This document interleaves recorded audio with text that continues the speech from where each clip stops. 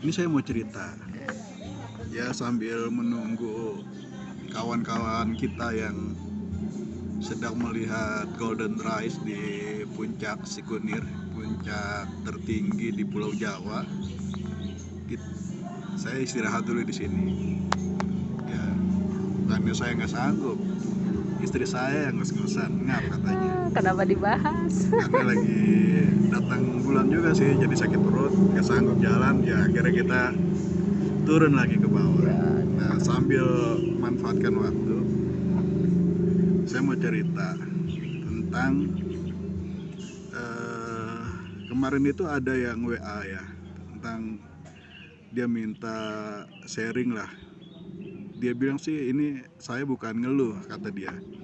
Dia hanya ingin sharing tentang penderitaan yang sedang dialami akibat hutang riba. Kira-kira pencerahan apa yang bisa dia dapat?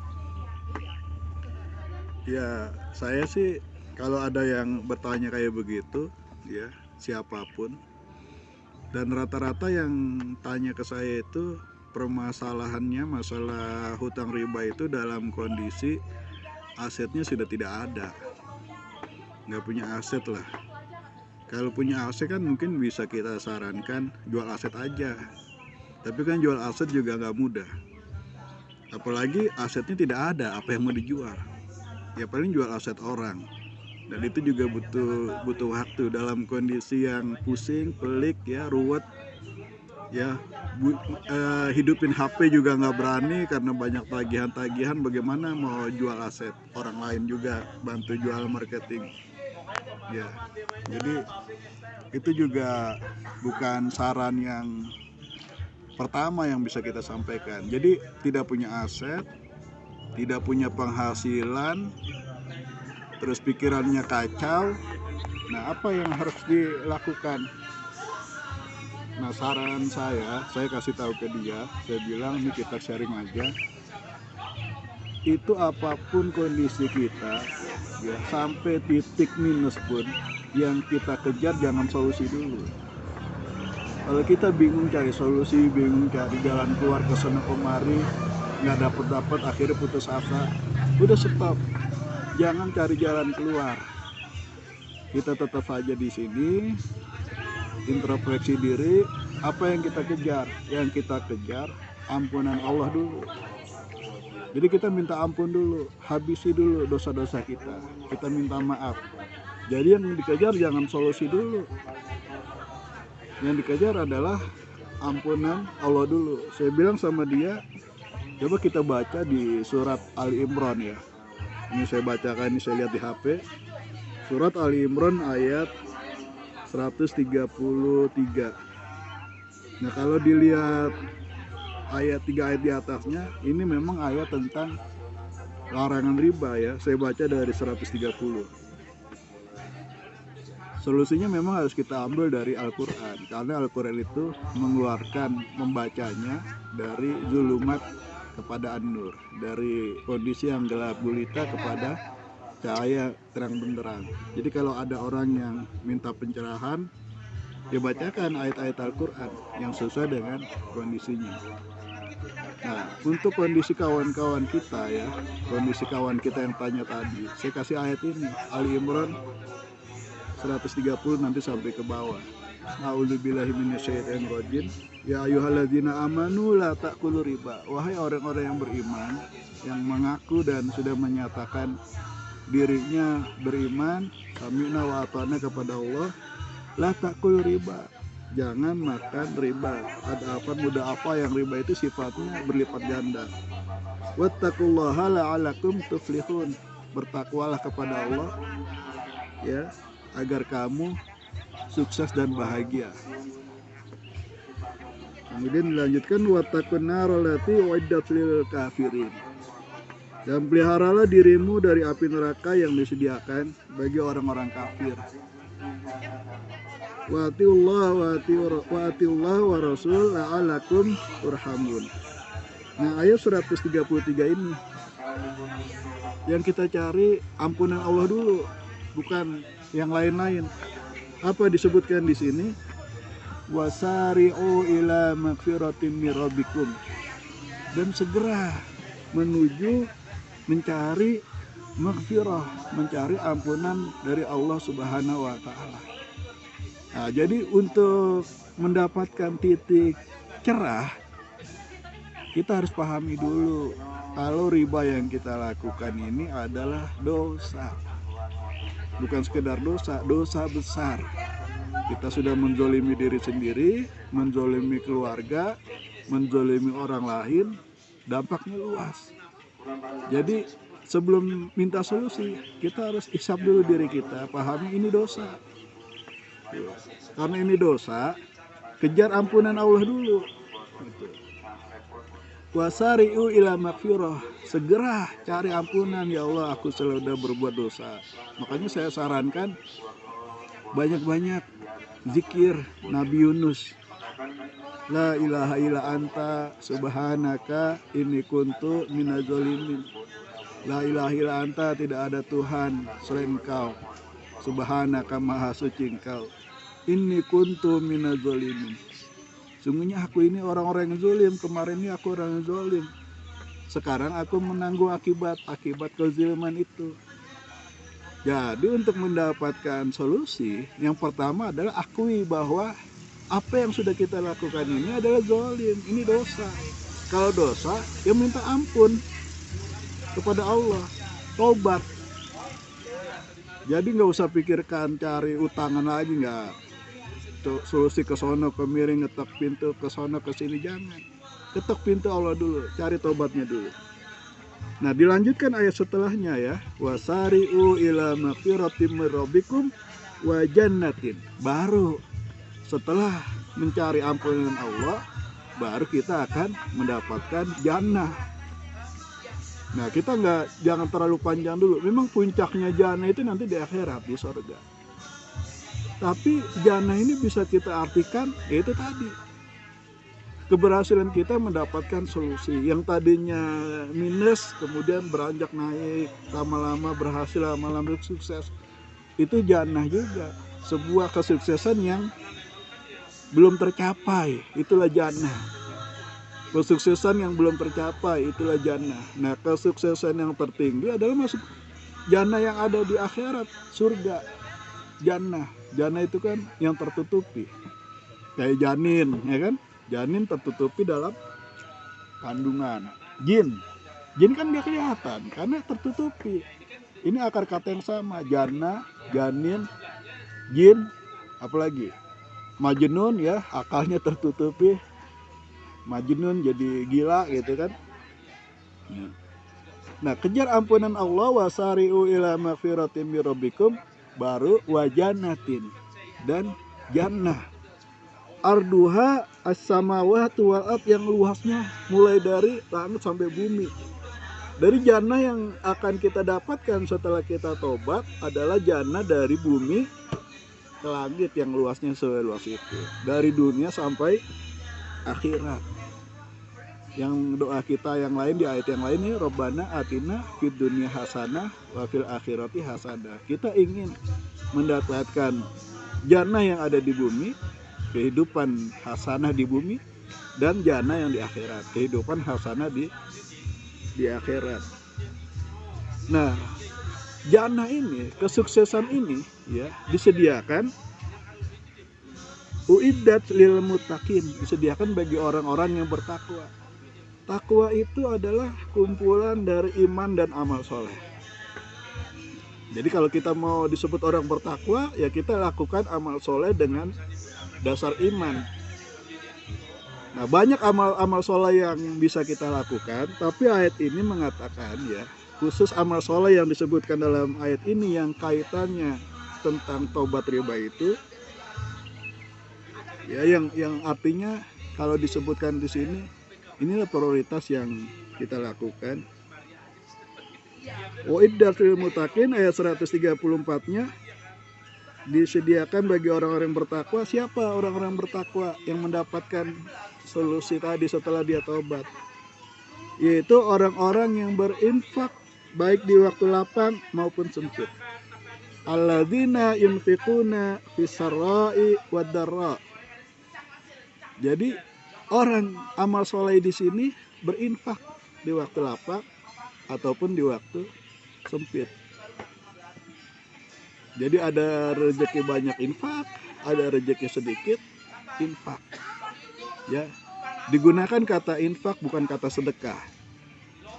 Jadi ini harus ada materi yang kita keluarkan, harus ada uang yang kita keluarkan. Bukan sedekah, kalau sedekah kan tidak selalu uang. Kalau di ayat yang lain, yamhaqullahu riba wa yurbis shadaqat. Allah memusnahkan riba dan menyuburkan sedekah.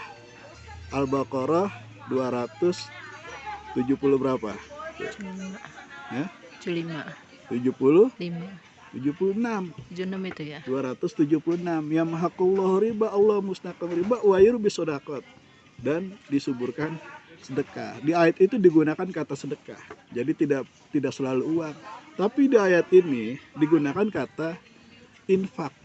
Karena riba ini kaitannya dengan perputaran ekonomi. Gitu. Karena kesalahan kita dalam berekonomi, dalam menerima dan mengeluarkan uang, kita salah, kena riba, akhirnya zalim dan terperangkap dalam kegelapan ini. Gitu. Nah, jangan takut sebenarnya untuk mengeluarkan uang, tapi dengan tobat dengan cara yang benar, gitu. Infak ini bisa kaitannya ya belanja sosial, belanja komersil. Nanti kita akan bahas khusus ya insya Allah di video yang lain. Kemudian wal kaziminal ghaiz, orang-orang yang menahan amarahnya. Nah, pada umumnya ya kita lihat orang-orang yang kena hutang riba, yang gagal bayar, yang macet, nggak ada solusi lagi. Kadang orangnya mudah tersinggung. Siapa yang jadi korban pertama kali? Anak istri, gitu.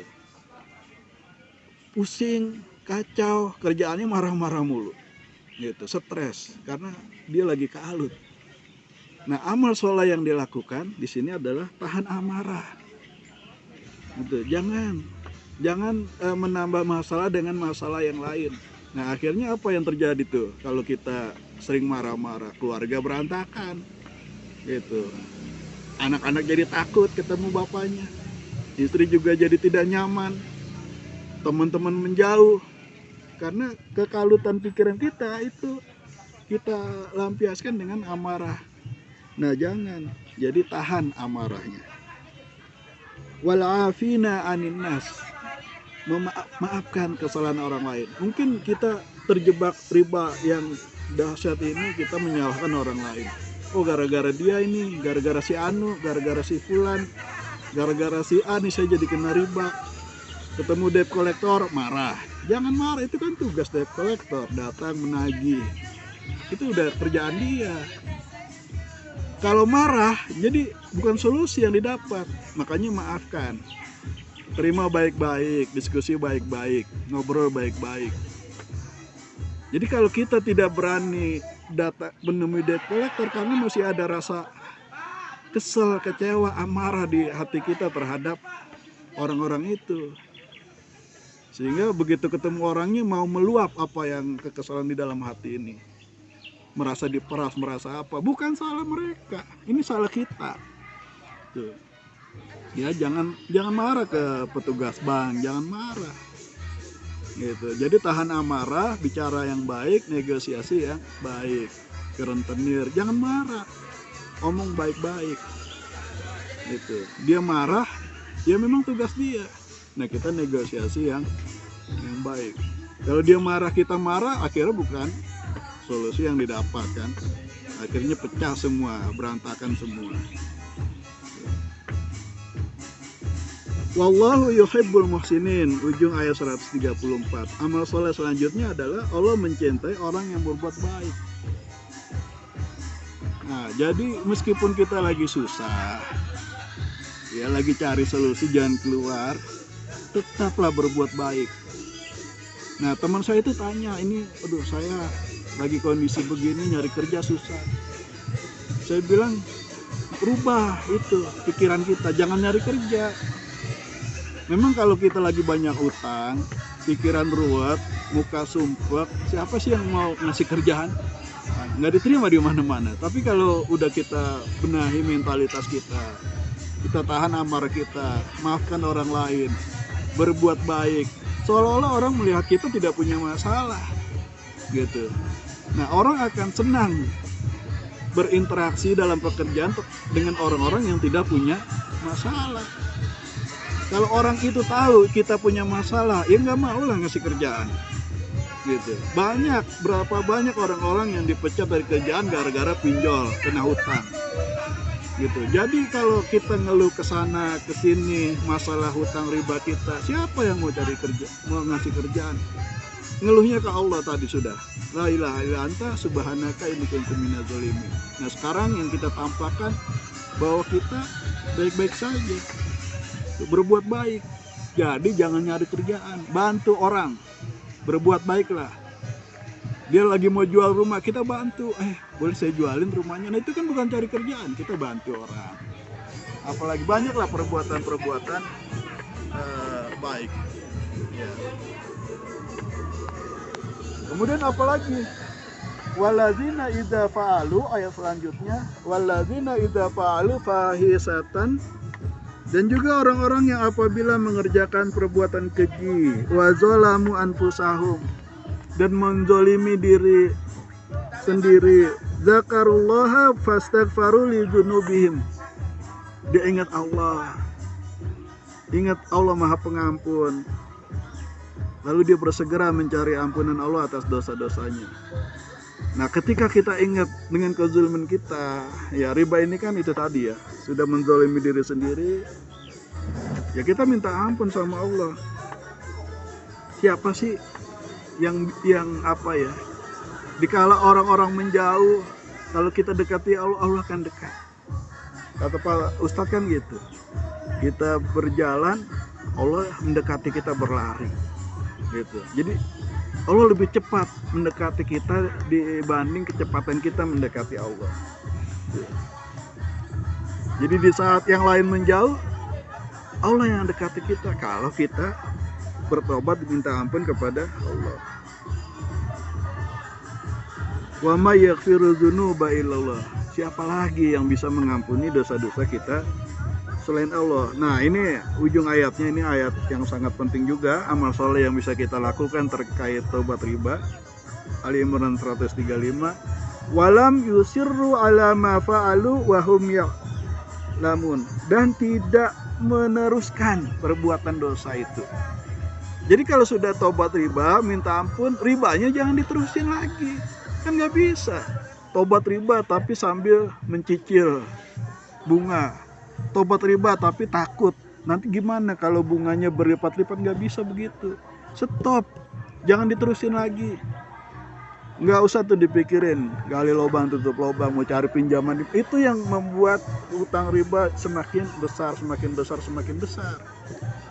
Tapi walam yusirru, dan dia tidak meneruskan lagi, udah stop gitu. Udah besar jangan diperbesar lagi, stop gitu. Nah, ulaika jazaohum maghfiratum mir rabbihim. Nah, balasan bagi mereka itu yang amal solehnya tadi kita sebutkan di atas, ialah ampunan dari Tuhan mereka, wa jannatun tajri min tahtihal anhar khalidina fiha, dan surga-surga yang mengalir di bawahnya sungai-sungai. Ya, nanti dibaca sendiri Ali Imran 130 sampai 136, 137, nanti dibaca lah. Nah, jadi saya kasih ayat itu, saya bacakan ayat itu ke teman yang bertanya apa solusinya, minta pencerahan. Alhamdulillah dia bilang kawan saya itu menegaskan, ini saya bukannya ngeluh ya, saya cuma sharing aja dan saya paham. Alhamdulillahnya dia memahami bahwa ini adalah dosa. Solusi akan mudah didapatkan kalau orang itu tahu bahwa ini adalah dosa, bahwa ini adalah zolim, kemudian stop, kemudian berhenti, tobat. Nah, ini akan mudah selesai. Yang susah itu kalau dia nggak paham ini dosa. Nah, itu susah gitu. Nah, kira-kira begitu ya sharing saya pagi ini. Ini cuacanya sangat dingin sekali. Berapa derajat Celcius? 13. 13 ya, 13 derajat Celcius. Nah di belakang saya ini Telaga Cebong. Ya, memang namanya Telaga Cebong. Saya belum cari tahu kenapa namanya Telaga Cebong. Ya. Oke, demikian. Nanti kita lanjut lagi di cerita-cerita yang lain masalah penyelesaian hutang riba itu. Jadi kesimpulannya, untuk kondisi apapun, terlebih lagi yang tidak punya aset, yang tidak punya penghasilan, bagaimana keluar dari hutang riba, cari ampunan Allah dulu deh, jangan pikirin yang lain dulu. Cari ampunan Allah, banyak-banyak baca Al-Quran, banyak-banyak istighfar, banyak-banyak sholawat, ya, terutama istighfar di waktu sahur itu, habis sholat tahajud, istighfar di waktu sahur, sholat subuh, baca Al-Quran di waktu subuh sampai pagi ya, gitu. Banyak-banyak sholawat supaya Allah mudahkan hidup kita. Nah, yang penting juga saya lakukan itu zikir Nabi Yunus. Nabi Yunus aja itu di dalam perut ikan hiu ya. Iya. Itu Allah selamatkan. Kenapa? Karena dia banyak berzikir. La ilaha illa anta subhanaka inni kuntu minaz zalimin. Nabi Yunus aja yang di dalam perut ikan nggak ada sinyal, coba bayangin. Meminta tolong ke siapa? Mencurhat ke siapa? Nggak ada sinyal, nggak ada WA, gelap, nggak tahu selamat apa enggak. Terus apa dia lakukan? Ya udahlah, zikir aja lah, ingat Allah aja lah. La ilaha illa anta subhanaka inni kuntu minaz zalimin. Selamat juga. Apalagi kita yang cahaya matahari masih bisa kita dapatkan, yang kaki kita masih bisa jalan ke sana kemari, senyum masih bisa kita kembangkan, jabat tangan masih bisa kita ulurkan, masih banyak peluangnya. Tetap kita la ilaha illa anta subhanaka inni kuntu minaz zalimin. Banyakin zikir, banyakin berteman dengan orang-orang soleh, orang-orang yang sudah hijrah dari riba, supaya apa? Menguatkan mental kita itu tadi, supaya tidak meneruskan ribanya. Kalau pergaulannya sudah pindah, ya insya Allah ribanya akan stop gitu. Nah, oke, gitu aja dulu deh ya. Nanti kita lanjut. Terima kasih. Demikian cerita saya pagi ini. Wassalamualaikum warahmatullahi wabarakatuh.